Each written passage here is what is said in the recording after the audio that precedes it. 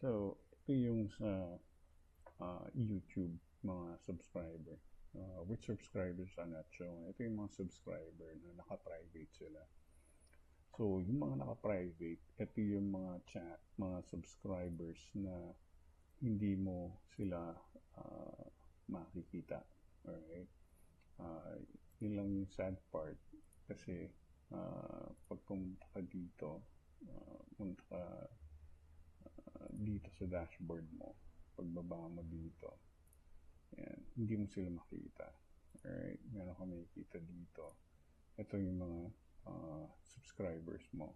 So, yan, subscribe tayo. Alright, sila kasi mga bago. Sila yung makikita mo na subscriber na nakasubscribe sa'yo. Alright, so click mo lang yung lifetime. So, currently, hindi ito magmamatch dun sa tunay na numbers ng subscription mo.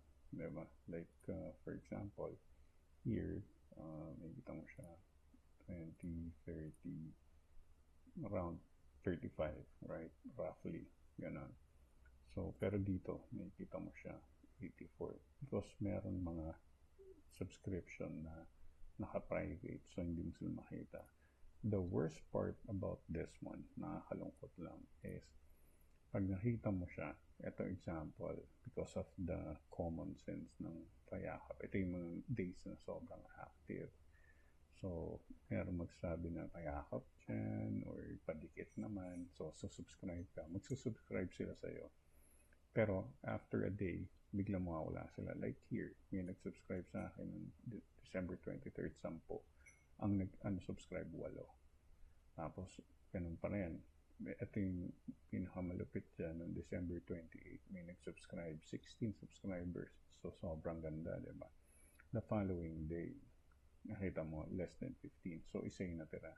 So, ang ginagawa ng iba, nakakalungkot lang talaga, is they gain more subscribers, tapos aalisan ka nila.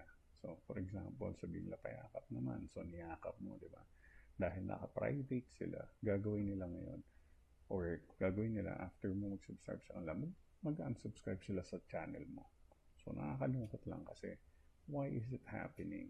Diba? Na parang, kagaya nito, diba? Merong 5, tapos merong 3 na nag-unsubscribe. So, parang napaka-unfair lang because ikaw, nagsusubscribe ka sa kanila, pero sila, hindi mo alam kung nakasubscribe ka or hindi na. Because yun yung problem. Dahil hindi mo sila makita at naka-private sila, hindi mo sila makita lahat dito. So, ako, yun lang talaga, medyo nakakalungkot lang kasi hindi mo talaga makikita na sino ba yung nakasubscribe sa'yo at sino ba yung umalis sa'yo. So, hindi mo rin siya makikita.